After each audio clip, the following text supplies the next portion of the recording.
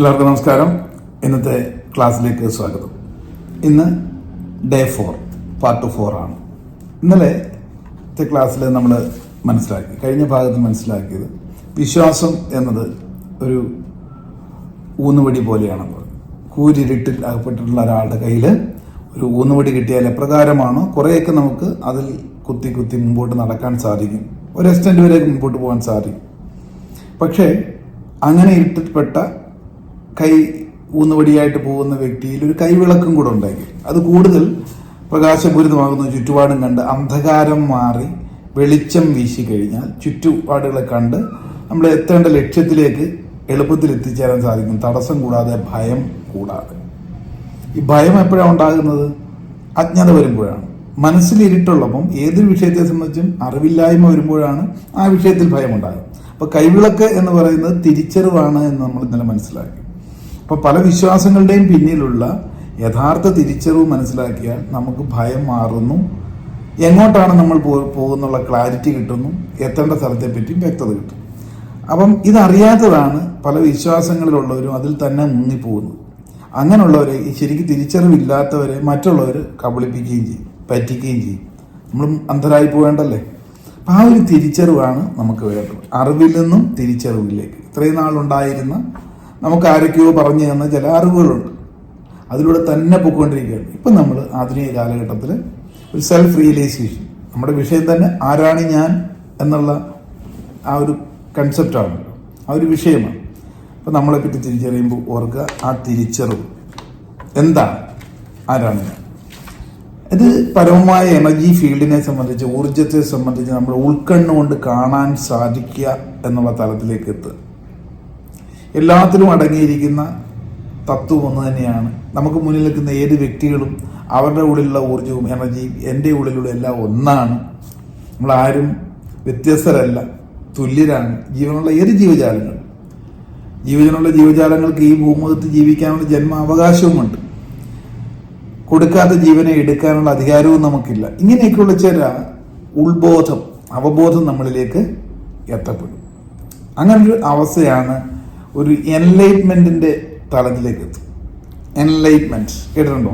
Enlightening എന്ന് ഒരു ആത്മാവബോധം, എല്ലാത്തിനെയും അൾട്ടിമേറ്റ് നോളജിനെ പറ്റിയുള്ളൊരു അവബോധം. അങ്ങനെയുള്ളവരെ തളർത്താൻ ആർക്കും പറ്റില്ല. അവർ പോകുന്ന പോക്ക് എങ്ങോട്ടാണെന്ന് അവർക്ക് അറിയാനും സാധിക്കും. ചുറ്റുപാടുകൾ കണ്ടുകൊണ്ട് ഏത് സാഹചര്യം ഉണ്ടായാലും ഉടനെ മനസ്സിൽ ഒരു ഇന്നർ വോയിസ് വരും, ഇതിൻ്റെയൊക്കെ പിന്നിൽ ഒരു കാരണമുണ്ടാകും. ഇനി എൻലൈറ്റ്മെന്റ് കിട്ടിയ വ്യക്തികളെ സംബന്ധിച്ച് പറഞ്ഞാൽ അവർക്ക് ഒരു ദിവസം തന്നെ പല പല കാര്യങ്ങളും പെട്ടെന്ന് ചെയ്യാൻ സാധിക്കും, തടസ്സം കൂടാതെ. അവർക്ക് സാഹചര്യങ്ങളൊക്കെ അനുകൂലമാകും. പലരും നിമിത്തങ്ങൾ പോലെ സഹായത്തിനായിട്ട് എത്തും. പുതിയ പുതിയ നോളജ്, ഐഡിയാസ് അവരിൽ വന്നുകൊണ്ടേയിരിക്കും. എപ്പോഴും അവർ ഉഷാറുള്ളവരായിരിക്കും, ഉന്മേഷമുള്ളവരായിരിക്കും. മറ്റൊന്ന്, ഇവർക്ക് നല്ല ഇമ്മ്യൂണിറ്റി പവർ ആയിരിക്കും, പ്രതിരോധ ശക്തി മനസ്സിനും ശരീരത്തിനും. ഇങ്ങനെ ഒരുപാട് കാര്യങ്ങൾ ആ ഇരുത്തം വന്ന എൻലൈറ്റഡ് പേഴ്സണാലിറ്റി നമ്മൾ കേട്ടിട്ടുണ്ടോ? ചില യോഗീശ്വരന്മാരെയൊക്കെ, ആ യഥാർത്ഥ യോഗീശ്വരന്മാരാണെങ്കിൽ അവരെ പുറമേ കണ്ടു കഴിഞ്ഞാൽ തിരിച്ചറിയില്ല. പക്ഷെ അവർക്ക് സാധാരണ ആൾക്കാരെക്കാട്ടിലും നല്ല ഇന്നർ മെച്യൂരിറ്റി ഉണ്ടാവും. എത്ര കൊടുങ്കാറ്റടിച്ചെന്ന് പറഞ്ഞാലും ജീവിത പ്രശ്നം കൊണ്ടും ക്ലേശം കൊണ്ടും അവരെ ബാധിക്കില്ല. എല്ലാത്തിനും ഒരു ശുഭാപ്തി വിശ്വാസം ഉണ്ടാകും. അത്തരത്തിലുള്ള തലത്തിലേക്കുള്ള എൻലൈറ്റ്മെന്റ് ലഭിക്കുന്നത് ഒരു മനുഷ്യജന്മം കിട്ടുമ്പോൾ മാത്രമാണ്. ജീവജാലങ്ങൾ ഒരുപാടുണ്ട്. ഏകദേശം 84 ലക്ഷത്തിൽ പരം ജീവജാലങ്ങളാണ് മോർദാൻ ഈ ഭൗമമണ്ഡലത്തിലുള്ളത്. ഇതിൽ ഏറ്റവും ശ്രേഷ്ഠമായിട്ടുള്ള ജന്മം മനുഷ്യജന്മം എന്ന് പറയുന്നത്. മനുഷ്യജീവൻ എനർജി ഉള്ളത്. അപ്പോൾ മനുഷ്യന്റെ മസ്തിഷ്കത്തിന്റെ ഒരു പ്രത്യേകതയാണ് അവനെ വ്യത്യസ്തനാക്കുന്നത് മറ്റ് ജീവജാലങ്ങൾ. കാരണം ആ മസ്തിഷ്കത്തിന് പ്രൊഡ്യൂസ് ചെയ്യപ്പെടുന്ന എനർജി കൊണ്ട് പലതും നമുക്ക് സൃഷ്ടിക്കാൻ സാധിക്കും. അപ്പൊ അത്തരത്തിൽ എല്ലാത്തിനെയും ഉൾക്കൊണ്ടുകൊണ്ട് കാണാൻ പറ്റുന്ന തലത്തിലേക്ക് നമ്മൾ ഉയരുന്നത് മനുഷ്യജന്മം കിട്ടുമ്പോൾ മാത്രമേ ഉള്ളൂ.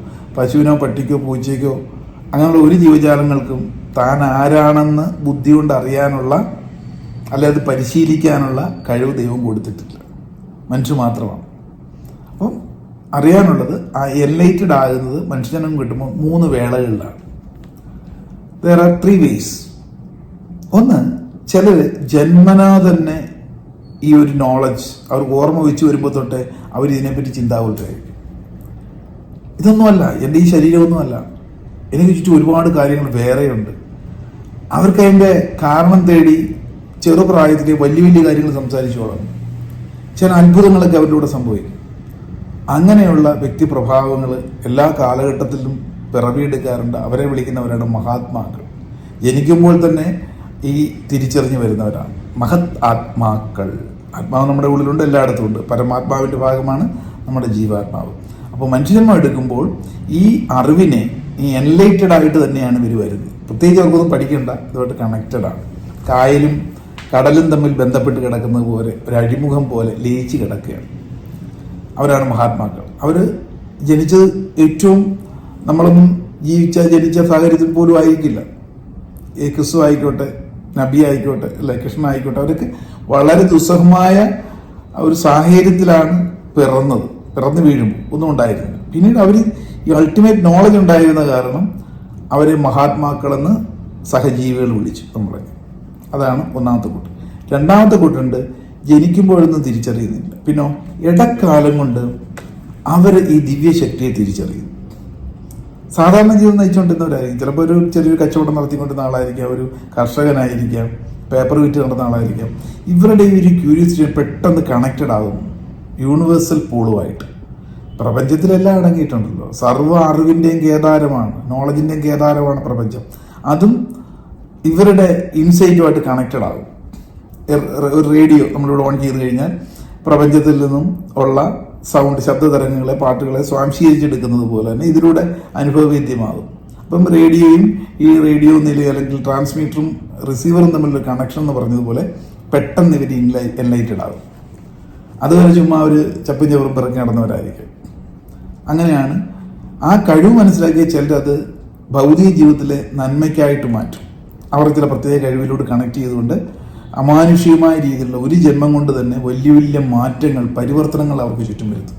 അത് ചിലർ ബിസിനസ് രംഗത്ത്, കലാരംഗത്ത്, സാഹിത്യ രംഗത്തൊക്കെ ഒറ്റയടിക്ക് വമ്പൻ നേട്ടങ്ങളൊക്കെ ഉണ്ടാകുന്നു. അവരുടെ ഒരാളുടെ ജന്മം കൊണ്ട് ഒരുപാട് ആൾക്കാർക്ക് തണലേകുന്ന വ്യക്തിപ്രഭാവങ്ങളായി മാറും. അങ്ങനെയാണ് ഈ പവറിനെ എൻലൈറ്റഡ് ആക്കി അവർ എടുക്കുന്നത്. എൻലൈറ്റ്മെൻറ്റിലേക്ക് എത്തി ആ കഴിവിനെ ഉപയോഗിക്കും. അത് രണ്ടാമത്തെ കൂട്ടർ.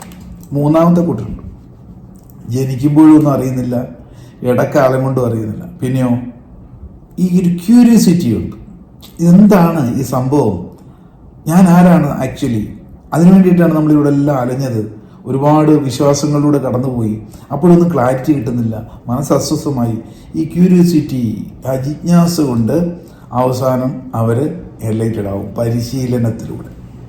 അത് ഇച്ചിരി വല്ലാത്തൊരു പ്രോസസ്സാണ്. ഈ പരിശീലനത്തിലൂടെ എൻലൈറ്റഡ് ആകണമെങ്കിലും ആ വ്യക്തിക്ക് ഒരു യോഗ്യത വേണം, ഇതറിയാനുള്ള താല്പര്യം. അങ്ങനെ വളരെ വിരളമായിട്ട് ആ താല്പര്യത്തിലൂടെ വന്ന് പലരും എൻലൈറ്റഡ് ആകും. ഇങ്ങനെ 3 വേളകളിലായിട്ടാണ് ഒരു വ്യക്തിക്ക് മനുഷ്യജന്മം കിട്ടിക്കഴിഞ്ഞാൽ എൻലൈറ്റ്മെന്റ് ആകും. മറ്റുള്ളവരൊക്കെ ഇത് സാധ്യതയുണ്ടെങ്കിലും അറിയാതെ ഈ ജന്മജന്മാന്തരങ്ങൾ കറങ്ങിക്കൊണ്ടേയിരിക്കും. സാധാരണക്കാരെ കണക്കിരിക്കുന്നു, സാധാരണക്കാരിലും മോശമായിട്ട് ഒരുപക്ഷെ വരിക്കുന്നു, ദുസ്സഹമായിട്ട് പോകും. എന്നാൽ ഇതെല്ലാം നേടത്തക്കൊരു സിദ്ധി ആ റിസോഴ്സ് ഉള്ളിലുണ്ടെന്ന് അറിയാതെ പോകും. അതിനെന്ത് വേണം? അല്പമെങ്കിലും എൻലൈറ്റ്മെന്റിന്റെ പാതയിലെത്തും. അപ്പം ഇങ്ങനെ 3 വേളകളിൽ ഒരു മനുഷ്യജന്മം കിട്ടുമ്പോൾ ഒരു വ്യക്തിക്ക് പരമാത്മാവുമായിട്ട്, പ്രപഞ്ചശക്തിയായിട്ട് കണക്ട് ചെയ്ത് ഞാൻ ആരാണ് എന്നറിയാനുള്ള ഒരു അവസരമുണ്ടാകുന്നു. ഒരുപക്ഷെ നമ്മുടെ ഈ വീഡിയോ ശ്രദ്ധയിൽപ്പെടുന്നത് പോലും, നിങ്ങൾ തുടർച്ചയായി വാച്ച് ചെയ്യുന്നത് പോലും നിങ്ങളൊരു എൻലൈറ്റ്മെന്റ് പാതയിലേക്ക് എത്തപ്പെടുന്നു എന്നുള്ള ഒരു സൂചനയാണ്. അതുകൊണ്ടാണ് ഞാൻ പറഞ്ഞത് എല്ലാവരുടെയും ശ്രദ്ധയിൽപ്പെടില്ല. ബൈബിളിൽ ഒരു കോട്ടുണ്ട്, ശ്രദ്ധിച്ചിട്ടുണ്ടാകും നിങ്ങൾ പലരും. എന്താണെന്നറിയാമോ? നിയോഗിക്കപ്പെട്ടവർ അനവധി. ഈ ലോകത്തിലേക്ക് മനുഷ്യജന്മമായിട്ട് നിയോഗിക്കപ്പെട്ട് വന്നിട്ടുള്ളവർ അനവധിയാണ്. നമ്മൾ വിചാരിച്ചിട്ടല്ല ഈ ലോകത്തേക്ക് വന്നത്, നമ്മുടെ മാതാപിതാക്കൾ വിചാരിച്ചിട്ടുമല്ല. നിങ്ങൾ ഈ ലോകത്തേക്ക് വരാൻ ഒരു നിയോഗം കൊണ്ടായിട്ട് എത്തപ്പെട്ടാണ്. വിളിക്കപ്പെട്ടവർ അനേകർ, പക്ഷെ തെരഞ്ഞെടുക്കപ്പെട്ടവർ ചുരുക്കം. ആരാ തെരഞ്ഞെടുക്കപ്പെട്ടവർ?